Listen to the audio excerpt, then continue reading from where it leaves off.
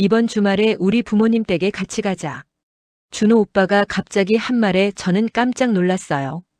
벌써 양가 상견례를 하자는 건가 싶어서 가슴이 두근거렸습니다. 오빠, 무슨 일 있어? 제가 조심스럽게 묻자 오빠는 의미심장하게 웃기만 했어요. 가보면 알아. 좋은 일이야. 그 주말 오빤 저를 데리고 부모님 댁으로 향했습니다. 차 안에서 계속 궁금했지만 오빤 아무 말도 해주지 않았어요. 부모님 댁에 도착하니 어머니께서 반갑게 맞아주셨습니다. 어서 와, 수진아. 오늘 우리 아들이 중요한 얘기가 있다던데. 어머니도 한패였던 거예요. 저만 모르고 있었던 겁니다. 거실에 앉아 떡을 먹고 있는데 오빠가 갑자기 자리에서 일어났어요. 그리고 제 앞에 무릎을 꿇는 게 아니겠어요. 수진아, 나랑 결혼해 줄래? 손에는 작은 반지 상자가 들려 있었습니다. 너무 갑작스러워서 저는 얼어붙었어요. 오빠 부모님이 옆에서 환하게 웃고 계시는 게 보였죠. 응, 응. 떨리는 목소리로 대답하자 오빠가 제 손가락에 반지를 끼워줬어요. 반짝이는 다이아몬드 반지를 보는 순간 눈물이 핑 돌았습니다. 오빠 어머니께서 제 손을 잡으시며 말씀하셨어요. 수진아, 우리 며느리 돼줘서 고마워. 우리 준호 잘 부탁해. 그 순간 정말 행복했습니다. 제가 이 집안의 일원이 된 것 같았어요. 집으로 돌아오는 길에 오빤 제 손을 꼭 잡고 말했어요. 수진아, 행복하게 해줄게. 평생 내 옆에 있어줘. 저는 고개를 끄덕이며 오빠 어깨에 기댔습니다. 나도 오빠 행복하게 해줄게. 그렇게 우리는 공식적인 예비부부가 됐어요. 대학 졸업하고 회사 신입사원 연수에서 만나 연애한 지 벌써 5년. 드디어 결혼까지 가게 된 겁니다. 다음 날부터 저는 정신없이 바빴어요. 회사 동료들에게 소식을 알렸고 친구들한테 단체 카톡방에 프로포즈 받은 사진을 올렸습니다. 축하해. 부럽다. 청첩장 꼭 보내. 쏟아지는 축하 메시지를 보며 저는 기분이 날아갈 것 같았어요. 제 인생에서 가장 특별한 순간이었으니까요. 어머니께 전화드렸을 때 목소리가 떨렸습니다. 엄마, 나 프로포즈 받았어. 어머니는 기쁨과 아쉬움이 섞인 목소리로 대답하셨어요. 그래, 우리 딸 드디어 시집 가는구나. 엄마는 기쁘면서도 서운하다. 아버지도 전화를 바꿔 받으시더니 말씀하셨죠. 준호 그 친구 괜찮은 애야. 잘 만났다. 행복하게 살아라. 주말마다 양가 부모님과 만나 결혼 준비 얘기를 나눴어요. 예식 날짜를 잡고 하객 규모를 정하고 예단과 예물에 대해 논의했습니다. 오빠 부모님은 정말 너그러우셨어요. 우리는 아이들 하고 싶은 대로 하라고 해. 요즘 젊은 애들 취향이 있을 텐데 우리가 뭘 알겠니? 제 부모님도 흡족해 하셨죠. 본격적인 결혼 준비가 시작됐습니다. 웨딩 플래너를 만나 상담을 받고 예식장 투어를 다니기 시작했어요. 강남 쪽 유명 웨딩홀부터 호텔 연회장까지 정말 많은 곳을 둘러봤습니다. 각 장소마다 장단점이 있었지만 저는 화려하고 럭셔리한 분위기가 좋았어요. 평생 한 번인데 제대로 해야지 하는 생각이었죠. 드레스샵 투어도 시작했습니다. 명동에 있는 유명 드레스샵에 가서 처음으로 웨딩 드레스를 입어봤어요. 거울 속 제 모습을 보는 순간 정말 감동했습니다. 나 진짜 예쁘다. 순백의 드레스를 입은 제 모습이 공주처럼 보였어요. 오빠도 제 모습을 보고 놀란 표정을 지었죠. 수진아, 진짜 이쁘다. 천사 같아. 스튜디오 상담도 받으러 다녔어요. 요즘 트렌드가 뭔지, 어떤 컨셉이 인기 있는지 직원들의 설명을 들으며 상상의 나래를 펼쳤습니다. 야외 촬영도 하고 싶고 스튜디오 촬영도 하고 싶고 드레스도 여러 벌 갈아입고 싶었어요. 샘플 앨범을 보면서 우리도 이렇게 찍으면 예쁠 것 같아라고 말하는 제 목소리에는 설렘이 가득했습니다. 신혼여행지도 알아보기 시작했어요. 유럽으로 갈까, 몰디브로 갈까, 아니면 하와이로 갈까? 여행사 직원이 보여주는 패키지 상품들을 보며 저는 행복한 고민에 빠졌습니다. 오빠, 우리 파리 가자. 에펠탑 앞에서 사진 찍으면 완전 로맨틱할 것 같아. 오빤 제 말에 웃기만 했어요. 친구들과 만날 때마다 결혼 준비 이야기로 시간 가는 줄 몰랐어요. 대학 동기들이 모여서 제 결혼을 축하하는 자리를 마련해 줬습니다. 수진아, 드레스는 골랐어? 웨딩홀은 어디로 했어? 신혼여행은 어디가? 쏟아지는 질문에 신나게 대답하며 저는 행복에 젖어 있었죠. 회사 선배 언니들도 조언을 아끼지 않았어요. 수진아, 웨딩홀은 무조건 강남으로 해. 하객들이 오기도 편하고 사진도 잘 나와. 드레스는 비싸더라도 예쁜 걸로 골라. 평생 한 번이야. 스튜디오는 프리미엄 패키지로 해. 나중에 사진 보면 그게 남거든. 그런 조언들을 들으면서 자연스럽게 제 기준이 높아졌습니다. 인스타그램에서 결혼 준비 계정들을 팔로우하기 시작했어요. 예쁜 웨딩홀 사진, 화려한 드레스 사진, 멋진 스튜디오 사진들을 보며 저도 저렇게 하고 싶다는 욕심이 생겼습니다. 해시태그로 검색하면 끝없이 나오는 결혼 준비 사진들. 다들 이렇게 하는구나 싶었어요. 결혼 준비를 시작한 지 한 달쯤 됐을 때였어요. 오빠가 주말에 만나자고 해서 청담동의 한 카페로 나갔습니다. 평소와 다르게 오빤 노트북까지 들고 왔더라고요. 무슨 일 있어? 제가 물었지만 오빤 커피부터 주문했습니다. 뭔가 진지한 얘기를 하려는 눈치였어요. 커피가 나오고 오빤 노트북을 펼쳤습니다. 수진아, 우리 이제 구체적으로 예산을 짜봐야 할 것 같아. 화면에는 엑셀 파일이 열려 있었어요. 웨딩홀, 스튜디오, 드레스, 예물, 신혼여행까지 항목별로 빼곡하게 적혀 있었습니다. 오빤 정말 꼼꼼하게 조사를 해온 거예요. 여기 봐. 우리가 원하는 수준으로 하려면 대략 이 정도 예산이 필요할 것 같아.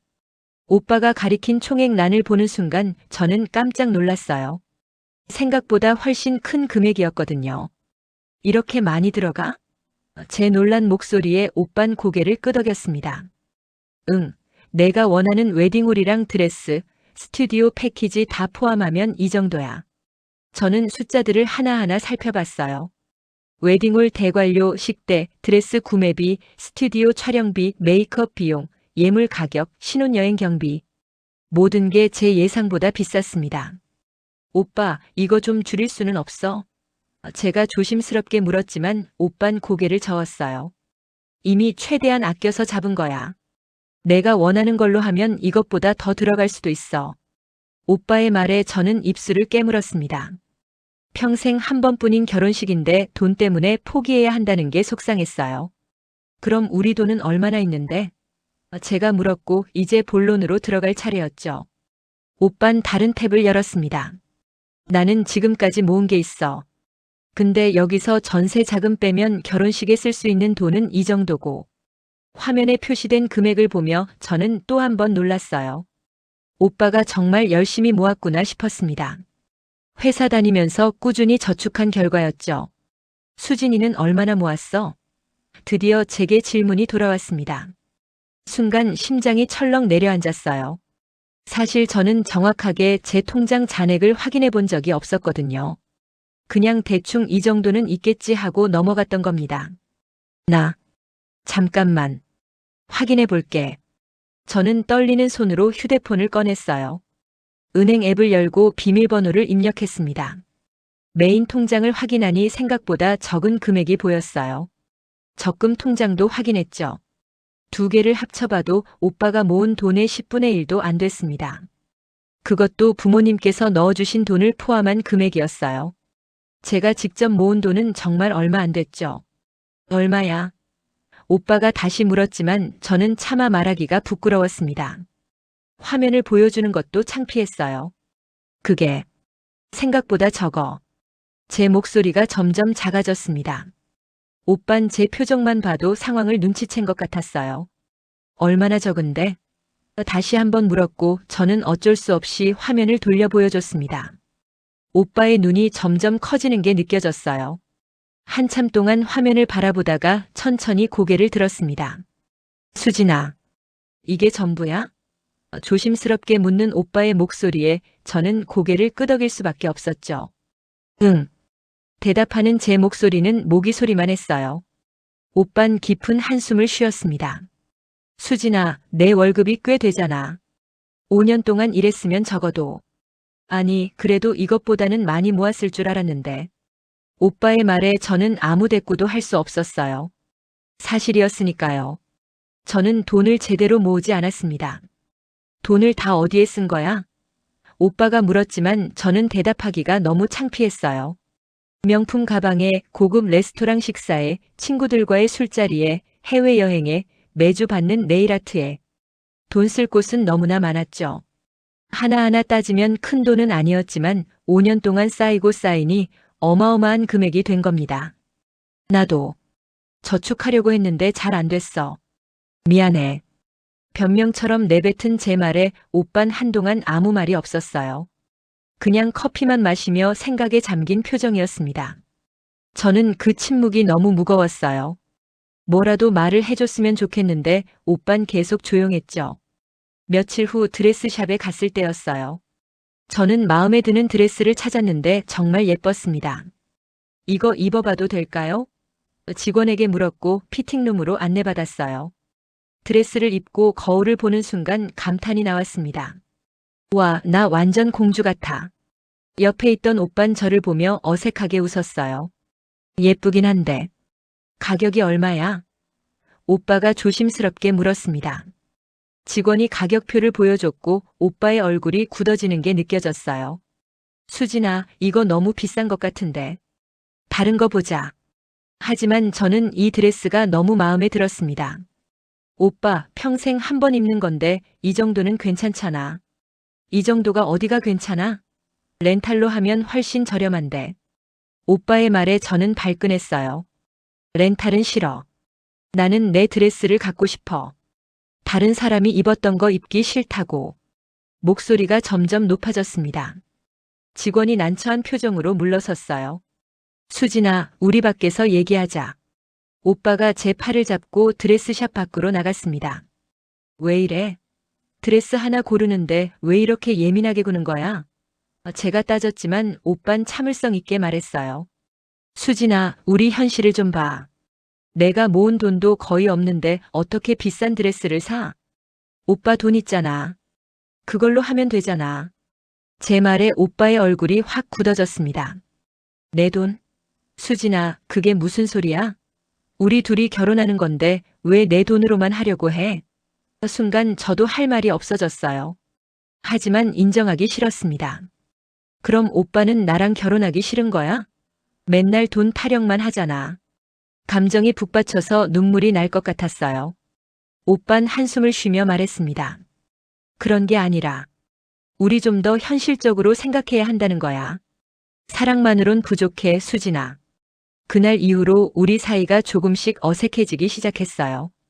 예전처럼 편하게 대하기가 힘들어졌습니다. 뭔가를 사려고 할 때마다 오빠 눈치를 보게 됐고 오빤 저한테 조심스러워졌죠.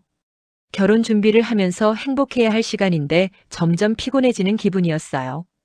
결혼식을 석 달 앞둔 어느 주말 신혼집을 알아보러 다니기 시작했어요. 오빠가 부동산 앱으로 미리 몇 군데를 찾아뒀더라고요. 여기 괜찮은 곳이 있대. 오늘 보러 가자. 우리는 강남 쪽 아파트 단지로 향했습니다.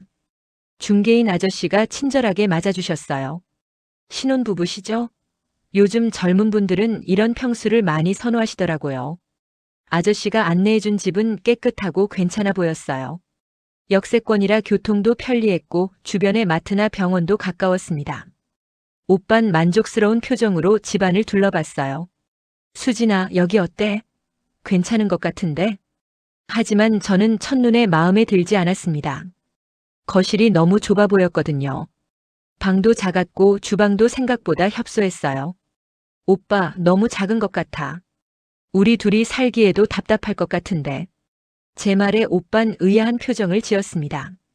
작아? 신혼부부가 살기 딱 좋은 크기인데. 그래도 좀 더 넓은 데가 좋겠어. 나중에 아이 낳으면 방도 더 필요하잖아. 제 말에 중개인 아저씨가 끼어들었어요.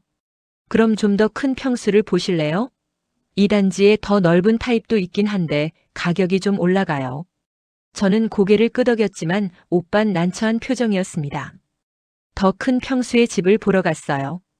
확실히 훨씬 넓고 쾌적했습니다. 거실도 넉넉했고 방도 3개나 있었어요. 주방도 넓어서 요리하기 좋을 것 같았죠. 오빠, 여기 완전 좋은데? 이 정도는 돼야 살만할 것 같아. 하지만 오빠는 가격표를 보더니 고개를 저었어요. 수진아, 이건 우리 예산을 완전히 초과해. 이렇게는 못해. 오빠의 단호한 말에 저는 속상했습니다. 왜 못해? 대출 받으면 되잖아. 제 말에 오빤 한숨을 쉬었어요. 대출에도 한도가 있어. 우리 소득으로 이 정도 대출을 받으면 매달 이자만 해도 엄청나. 다른 사람들은 다 대출 받아서 살던데. 우리만 왜 안 돼? 저는 이해할 수 없었어요. 제 친구들은 대부분 신혼집을 넓게 구했거든요. 수진아, 남들이랑 우리랑 형편이 달라. 특히 내가 돈을 거의 모으지 않았잖아. 오빠의 말에 저는 울컥했습니다. 또 그 얘기야? 내가 돈을 적게 모았다고 맨날 그렇게 얘기해? 감정이 북받쳐 올랐어요. 중개인 아저씨가 어색해하며 자리를 피해줬습니다. 오빠도 목소리를 낮추며 말했어요. 수진아, 나 너 탓하는 거 아니야. 그냥 현실적으로 생각하자는 거지. 현실. 맨날 현실만 얘기하네. 그럼 꿈은? 행복은? 저는 눈물이 핑 돌았어요. 오빠가 이렇게 냉정한 사람인 줄 몰랐습니다. 수진아, 꿈도 중요하지만 우리 살아야 할 현실도 있어. 무리하게 대출받았다가 나중에 힘들면 어쩌려고. 오빠는 끝까지 자기 주장을 굽히지 않았어요. 그날 집으로 돌아오는 택시 안에서 우리는 한마디도 하지 않았습니다. 저는 창밖만 바라봤고 오빤 휴대폰만 들여다봤어요. 집에 도착해서도 제대로 된 인사 한마디 없이 헤어졌죠.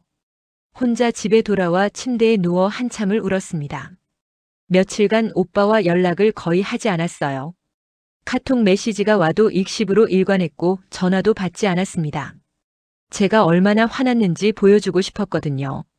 하지만 마음 한구석에서는 불안했어요. 이러다가 정말 깨지는 건 아닐까 하는 두려움이 있었죠. 일주일쯤 지났을 때 오빠가 먼저 연락을 해왔습니다. 수진아, 우리 만나서 얘기 좀 하자. 이렇게 있으면 안 될 것 같아. 저도 그새 마음이 좀 풀려서 만나기로 했어요. 자주 가던 카페에서 만났는데 오빤 많이 피곤해 보였습니다. 미안해, 수진아. 내가 좀 심하게 말한 것 같아. 오빠가 먼저 사과했어요. 저도 미안한 마음이 들었습니다. 나도 미안해, 오빠. 내가 너무 고집부린 거 맞아. 우리는 서로 사과하며 다시 결혼 준비를 계속하기로 했죠. 하지만 뭔가 예전 같지 않았어요. 서로를 대하는 태도에 조심스러움이 생겼고 편하게 농담을 주고받는 일도 줄어들었습니다. 결혼 준비를 하면서 행복해야 할 시간인데 점점 서로 지쳐가는 느낌이었어요. 결혼식을 한 달 앞둔 어느 날 모든 게 무너져 내렸습니다. 퇴근하고 집에 막 도착했을 때 오빠에게서 전화가 왔어요. 목소리부터 심상치 않았습니다. 수진아, 지금 통화 가능해? 저는 가방을 내려놓으며 대답했어요. 응, 왜? 무슨 일 있어? 웨딩 스튜디오에서 연락 왔어. 우리 촬영 패키지 바꿨다고. 오빠의 목소리에는 분노가 섞여 있었습니다. 순간 제 심장이 철렁 내려앉았어요. 일주일 전에 스튜디오에 혼자 갔었거든요. 샘플 앨범을 다시 보니 프리미엄 패키지가 너무 예뻐서 바꿔달라고 했던 겁니다. 오빠, 그게 프리미엄으로 찍으면 정말 예쁘게 나온대. 평생 볼 사진인데 잘 찍고 싶어서 그랬어. 저는 최대한 부드럽게 설명했지만 오빠의 반응은 차가웠습니다. 상의도 없이 그렇게 큰 결정을 혼자 한 거야? 차액이 얼마인지 알아? 알아. 근데 이 정도는 할 수 있잖아. 우리 결혼식인데.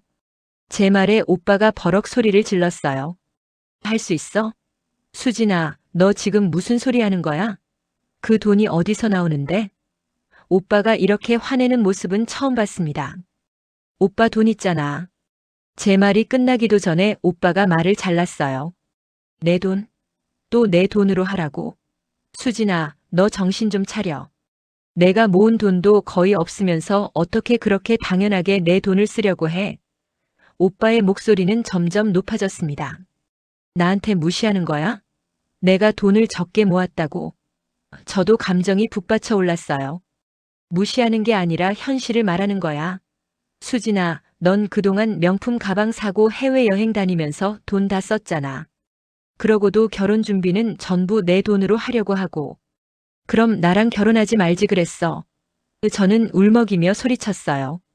돈 없는 여자랑 무슨 결혼을 해. 그 순간 전화기 너머로 오빠의 깊은 한숨 소리가 들렸습니다. 한참 동안 침묵이 흘렀어요. 그리고 오빠가 조용히 말했습니다. 그래, 수진아. 우리 그만하자. 귀를 의심했어요. 설마 정말로 헤어지자는 건가? 오빠, 농담이지? 결혼식 한 달 남았는데 무슨 소리야? 제 목소리는 떨리고 있었습니다. 농담 아니야. 진지하게 생각해봤어. 우리 가치관이 너무 달라. 오빠, 제발. 내가 잘못했어. 다시 생각해줘. 눈물이 주르륵 흘러내렸어요. 수진아, 사랑만으로는 부족해. 결혼은 현실이야. 우리 계속 이렇게 싸우면서 살 수는 없어. 오빠의 목소리는 단호했습니다. 오빠, 미안해. 나중에 얘기하자. 그렇게 전화가 끊겼어요. 저는 그 자리에 주저앉아 한참을 울었습니다. 믿을 수 없었어요. 한 달 후면 결혼식을 올릴 예정이었는데 이제 모든 게 끝났다니. 5년이라는 시간이 한순간에 무너져 내렸습니다. 휴대폰을 보니 친구들한테서 온 카톡 메시지가 보였어요. 수진아, 청첩장 언제 돌려? 그 메시지를 보는 순간 현실감이 밀려왔습니다. 다음날 회사에 가지도 못하고 집에서 하루 종일 울었어요. 어머니한테 전화드렸습니다. 엄마, 나 결혼 못할 것 같아. 떨리는 목소리로 말하자 어머니가 놀라셨어요. 무슨 소리야? 무슨 일 있어? 저는 울먹이며 상황을 설명했습니다. 수진아, 내가 좀 심했구나. 어머니의 말씀에 더 울음이 터졌어요. 엄마마저 오빠 편 들어? 편을 드는 게 아니라 준호 입장도 이해가 돼.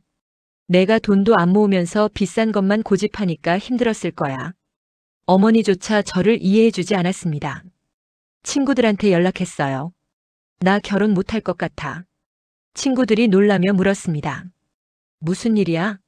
상황을 설명하자 친구들의 반응은 제 예상과 달랐어요. 수진아, 솔직히 말할게. 너 좀 심했어. 한 친구가 조심스럽게 말했습니다. 그동안 너 명품 가방 사고 해외여행 다니면서 돈 다 썼잖아. 그러고도 결혼 준비는 남자가 다 하라는 건 좀 아니지 않니? 다른 친구도 거들었어요. 맞아. 나도 결혼 준비해봤는데 큰 결정은 무조건 둘이 상의해서 하는 거야. 혼자 패키지 바꾸는 건 좀. 친구들의 말에 저는 아무 대꾸도 할 수 없었습니다. 다들 제 편이 아니었어요. 아니, 어쩌면 제가 정말 잘못한 걸지도 몰라요. 그제야 조금씩 깨닫기 시작했습니다. 제가 얼마나 이기적이었는지, 얼마나 현실을 외면했는지 말이죠. 며칠 후 오빠가 카톡 메시지를 보냈어요. 수진아, 마지막으로 한 번만 만나자. 정리할 게 있어. 저는 떨리는 손으로 답장을 보냈습니다. 알았어, 오빠. 우리는 처음 프로포즈를 받았던 그 카페에서 다시 만났어요. 오빤 많이 수척해 보였고 저도 마찬가지였을 겁니다. 며칠간 제대로 먹지도 자지도 못했거든요. 수진아. 오빠가 먼저 입을 열었습니다. 정말 미안해. 하지만 우리는 여기까지인 것 같아. 예상했던 말이었지만 직접 들으니 가슴이 찢어지는 것 같았어요. 오빠, 나도 미안해. 내가 너무 철없었던 것 같아. 처음으로 진심으로 사과했습니다. 이제라도 깨달았으면 됐어. 수진아, 너 좋은 사람이야. 그냥 우리가 안 맞는 것뿐이야. 오빠의 말에 눈물이 흘렀지만 부정할 수 없었어요. 결혼은 사랑만으로는 안 되더라. 현실도 중요하고 가치관도 맞아야 하고. 오빠가 조용히 말했습니다. 5년이 아깝지 않아? 제가 물었어요. 오빤 슬픈 미소를 지었습니다. 아깝지. 너무 아깝지. 하지만 평생을 불행하게 사는 것보다는 나을 것 같아. 우리는 그렇게 헤어졌습니다. 웨딩홀 위약금, 스튜디오 취소 수수료, 이미 맞춘 예물 처리 등 손해본 돈이 엄청났어요. 하지만 그것보다 더 큰 건 5년이라는 시간과 서로에 대한 믿음을 잃어버린 거였죠. 주변 사람들한테 결혼이 취소됐다고 알리는 게 너무 창피하고 힘들었습니다. 다들 축하해주던 사람들한테 다시 연락해서 결혼 안 해요라고 말해야 했어요. 회사 동료들의 동정 어린 시선을 받는 것도 괴로웠죠. 이제 저는 혼자입니다. 가끔 후회도 돼요. 그때 제가 좀 더 현실적으로 생각했더라면 오빠의 입장을 이해하려고 노력했더라면 어땠을까 하고요. 하지만 이번 일을 통해 정말 많은 걸 배웠습니다. 사랑도 중요하지만 현실적인 가치관과 책임감이 함께해야 한다는 것을요. 제가 그동안 얼마나 철없이 살아왔는지, 얼마나 남의 시선만 의식하며 살았는지 깨달았어요. 명품 가방이 제 가치를 높여주는 게 아니고 비싼 결혼식이 행복을 보장해주는 게 아니라는 것도 알게 됐죠. 지금은 작은 원룸에서 혼자 살면서 열심히 저축하고 있습니다. 매달 월급의 절반을 무조건 저축하고 불필요한 지출을 최대한 줄이고 있어요. 예전처럼 명품 가방을 사지도 않고 비싼 레스토랑에 가지도 않습니다. 소박하지만 제 힘으로 살아가는 지금이 더 당당한 것 같아요. 언젠가 다시 사랑하는 사람을 만나게 된다면 그때는 더 성숙한 모습으로 관계를 만들어가고 싶어요. 현실을 외면하지 않고 상대방의 입장을 이해하려고 노력하는 사람이 되고 싶습니다. 사랑만 믿고 덤비는 게 아니라 책임감 있게 행동하는 어른이 되고 싶어요. 여러분도 결혼을 준비하신다면 서로의 금전 감각과 가치관을 먼저 확인해 보세요. 그리고 사랑만 믿고 현실을 외면하지 마세요. 저처럼 모든 걸 잃고 나서 후회하지 않으셨으면 좋겠습니다. 현실을 직시하는 용기, 그리고 상대방을 이해하려는 노력이 진짜 사랑이라는 걸 이제야 알게 됐어요. 부디 여러분은 저와 같은 실수를 반복하지 않기를 바랍니다.